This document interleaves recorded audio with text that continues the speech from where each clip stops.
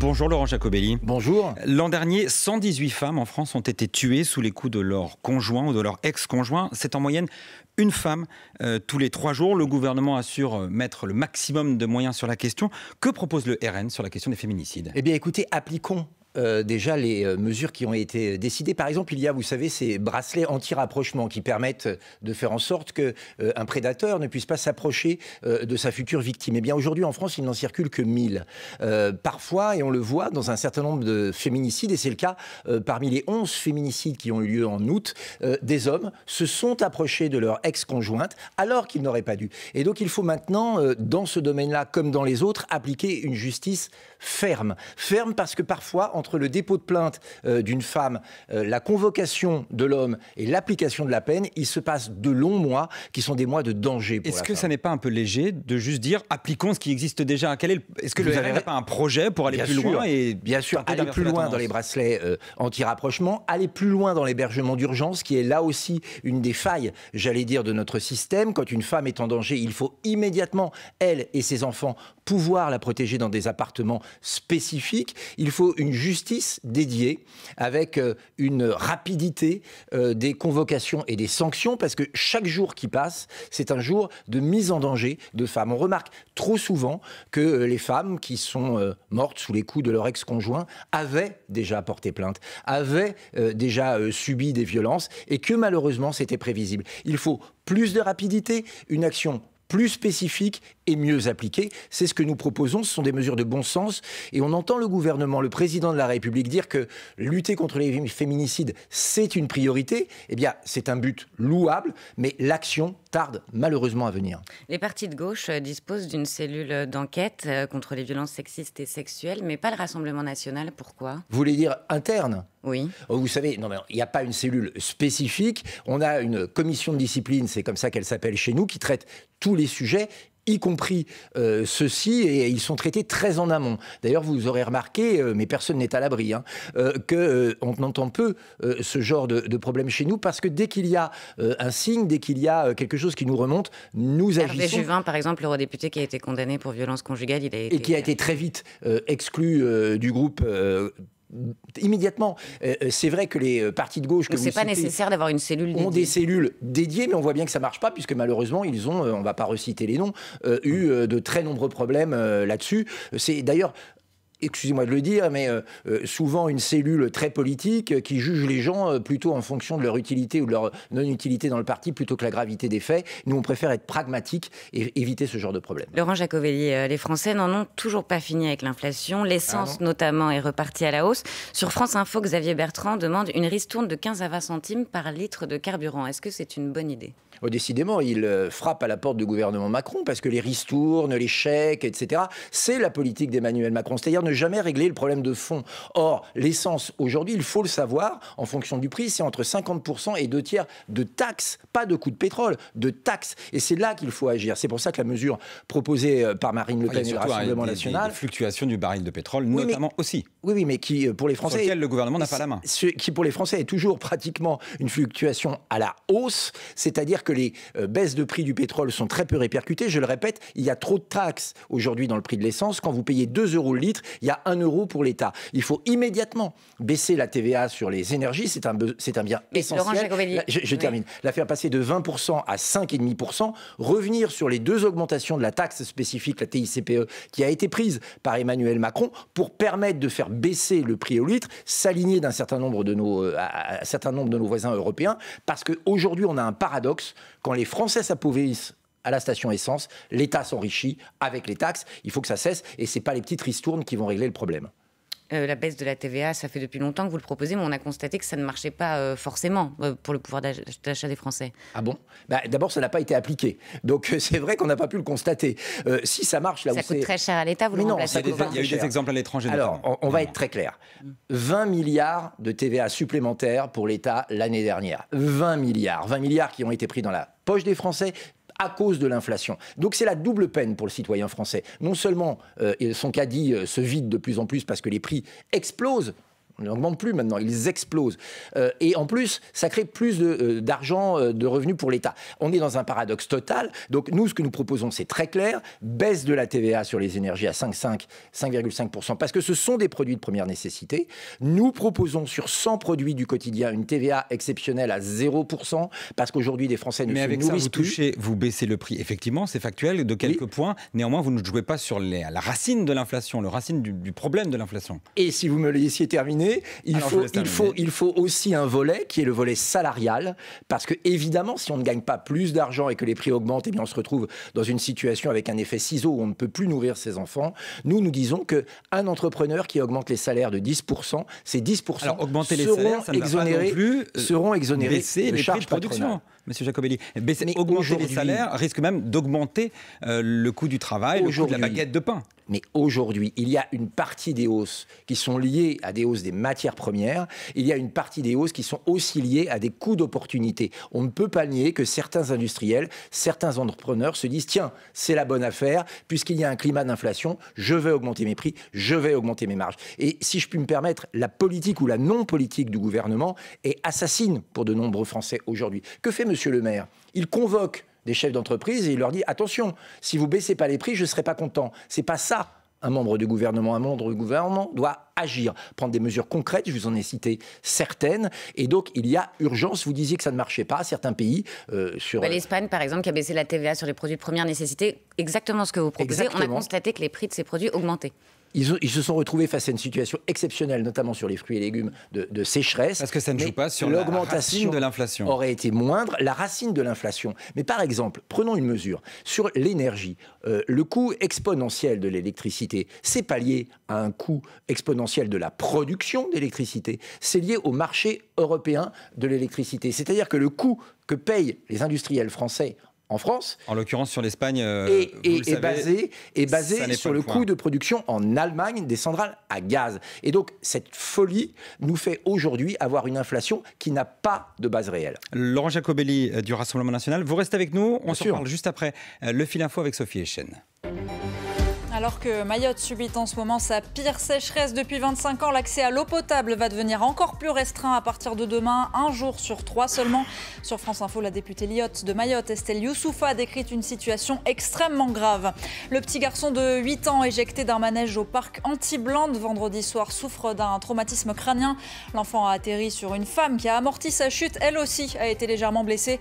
L'avocat de la mère du petit garçon déclare que la famille se réserve le droit de porter plainte.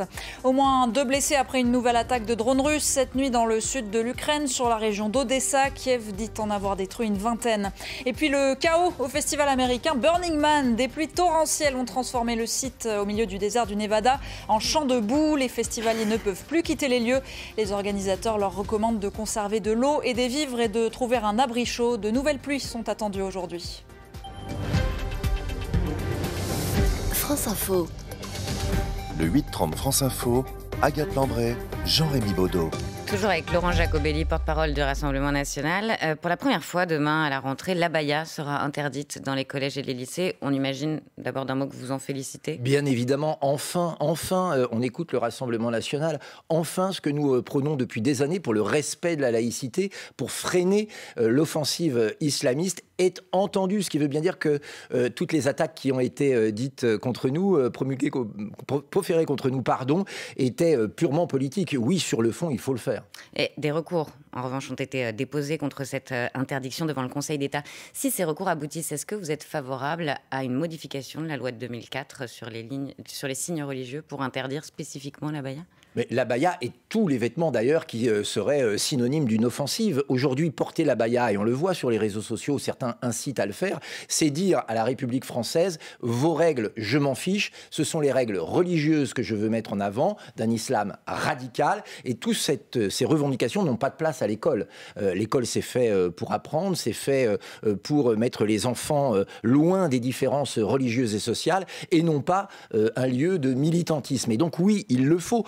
Honnêtement, la position soudaine, inexpliquée de ce gouvernement, ce revirement est plutôt salutaire s'il est appliqué. Attendons de voir. Mais vous savez, la commission des lois est présidée à l'Assemblée nationale par un certain Sacha Houlié qui a à maintes reprises maintes reprises, souligné son attachement au fait de pouvoir porter le voile. Donc on verra bien si dans ces bisbilles internes, la Macronie arrive à faire quelque chose. L'une des solutions proposées par le RN, c'est notamment, certains en tout cas en parlent, de remettre en place ou de mettre en place la question de l'uniforme. J'allais le dire. C'est une question notamment portée par Louis Alliot, qui est le maire de Perpignan. Excellent maire de Perpignan. Et est-ce que son idée est excellente par ailleurs? Enfin, oui, d'ailleurs, et qui paierait un uniforme pour tous les élèves de France? Là aussi, on entend cette idée ressurgir au sein du gouvernement, alors que les membres de la majorité ont refusé notre proposition à l'Assemblée nationale d'avoir une tenue unique. On parle de tenue unique plutôt que d'uniforme, parce que ça peut très bien être un t-shirt blanc et un pantalon bleu, par exemple. C'est pas forcément très cher. Simplement, ça permet d'avoir les enfants à un niveau d'égalité. Égalité sociale, on voit moins. Évidemment, ça n'enlève pas tout, mais on voit moins les inégalités sociales et puis surtout une neutralité religieuse. Voilà une mesure très concrète, très logique, très facile à mettre en place pour lutter contre la dérive islamiste que l'on a dans beaucoup d'établissements en France, malheureusement, à cause de la lâcheté, il faut le dire, des gouvernements qui se sont succédés. Vous proposiez l'interdiction du voile dans l'espace public. On parlait de l'abaya. Est-ce que vous voulez aussi interdire l'abaya dans l'espace public ? Écoutez, aujourd'hui, je ne crois pas que ça soit à l'ordre du jour, mais globalement, puisqu'on tourne autour... Uniquement dans les lycées, oui, dans les collèges. Mais pourquoi on en est arrivé à réfléchir à ce type de mesures?